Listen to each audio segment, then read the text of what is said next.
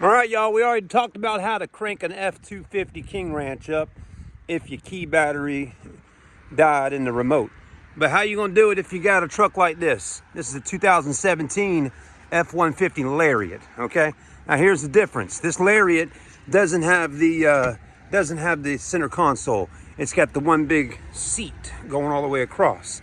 And I actually had to watch a video to learn myself, but it's pretty easy to do. What you're gonna do, here's your key, your battery's dead, right? Can't get in, can't crank it, right? Well, I'll be doggone it, it cranked right up. That's a little weird. Seriously, it is a little weird because battery low, replace soon. But anyways, I've had it before where it didn't do it.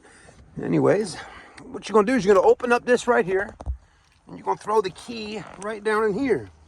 The little slot right there. Maybe since I was close to that slot, that's why it did it. But supposedly you put the key right in there and the truck cranks right up. I mean, that's what I've been told and that's what I've been doing every time I get in this truck. I didn't know if I just got in, it would crank up. Maybe my battery got a little better in that remote there, but that's what you do. And as you saw on the thing a minute ago, it said it was low. But let's see if we can do it again.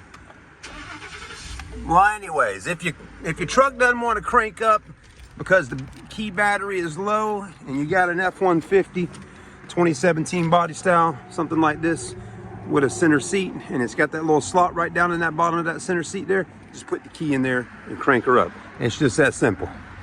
I promise you, it don't work though. Look, I'm hitting the buttons. It's not locking or unlocking it.